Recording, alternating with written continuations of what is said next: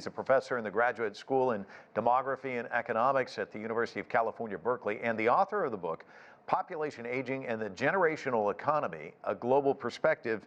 Ronald, this is something we've talked about in the past, that China's aging, but these numbers are even more alarming than what we've seen in the past.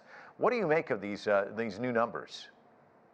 Well, I think the projection that China's population could be cut in half in 45 years, I think it's way off the mark. I really don't think that's possible at all. I think that China's population could be cut by 25% in that period. It could be cut by a half by 2100. That's in line with the low projections of the United Nations and a recent Lancet projection and so on. That's consistent with the birth rate of 1.3 that has been estimated based on the 2020 census. Of course, we don't know whether the birth rate's going to stay at 1.3. It could continue down. It could turn around and head back up. It could stay the same. The projections I just mentioned are based on the assumption it stays at 1.3. But we know that in South Korea, for example, the birth rates dropped all the way to 0.8, incredibly low. Yeah, one of the problems, I guess, if you look back on history, the one-child policy in place for a long time. So you've got the sandwich generation. You have these folks that have to care for parents who are aging. They have a kid.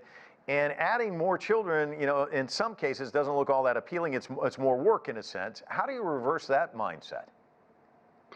Well, I think many people would like to have more than one child if it were not so difficult. I think government policy could make it easier. It could provide much more pro-familial, pro-mother kind of policies with generous maternity leave, with publicly established child care facilities, with, the educational system has been very good in any event, but continuing along those lines. And then also doing something to encourage, incentivize men to make a bigger contribution within the household to raising their kids, to spending time with their kids, to helping with household work.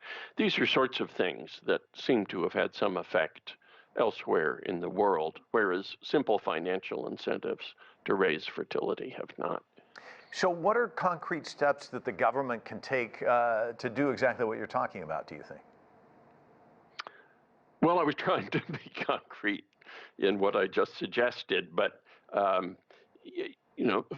family allowances in which families are paid something to help meet the costs of raising a kid, maternal leave policies in which women are guaranteed to have their job back after taking a leave of absence to have a kid and maybe spend a year or a year and a half at home with it before going back to work, and being paid while they're at home raising their kid while it's young, even though they're not working at that time. These kinds of things are done in a number of other countries, and they may go some distance to helping keep fertility from falling farther or raise fertility. And I think the attempts to to change the attitudes of men and the cultural attitudes towards the contributions of men in the household have also helped to raise or sustain fertility, particularly in Europe, where these things have been tried. Well, it'll be interesting to see if we'll see a lot of those kinds of actions. Ronald Lee, thank you so much for joining us from Berkeley tonight. Appreciate it. Okay. Nice talking to you, Mike.